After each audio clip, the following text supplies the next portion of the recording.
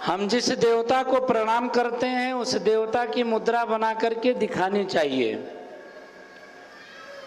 प्रणाम करते समय हमें मुद्रा बना करके दिखानी चाहिए। उसी मुद्रा के अनुरूप उस देव का जब हम वंदन करते, उसे प्रणिपात करते हैं तो देव और प्रसन्न होते हैं। इसलिए मुद्रा बनाना जरूरी होता है। जैसे भगवती को प्रणाम कर रहे हैं तो भगवती की मुद्रा दिखाइए, भोलेनाथ को प्रणाम कर रहे हैं तो भोलेनाथ की मुद्रा बना करके दिखाइए, नारायण को प्रणाम कर रहे हैं तो नारायण नाम की मुद्रा बनाइए। मुद्रा बनाने पर देव को प्रसन्नता होती है, मुद्रा दिखाना आवश्यक होता है। आप लोग जब भगवती को प्रणाम करते हैं तो कैसे करते हैं?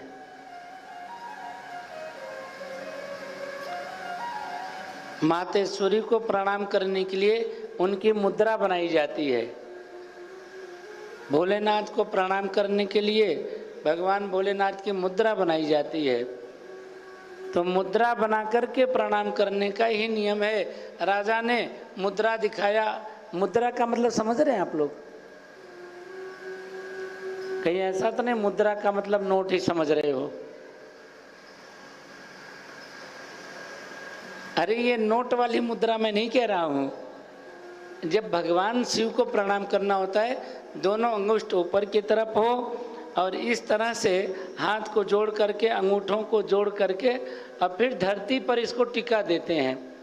धरती पर टिका करके इसके ऊपर में अपना मस्तिष्क लगा करके प्रणाम करते हैं। इसे जो है भगवान शिव की मुद्रा को कहा गया, प्रणाम करने वाली। इसे कहते हैं मुद्रा। आप लोग ये वाली मुद्रा नहीं समझ लेना।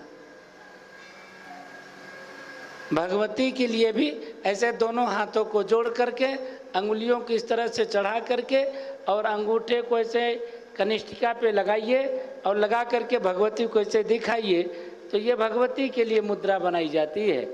ऐसी मुद्राओं को बना करके तब प्रणाम करना चाहिए। मुद्रा दिखा करके प्रणाम करने से पता लग जाता है कि जो है आप किसको प्रणाम कर रहे हैं।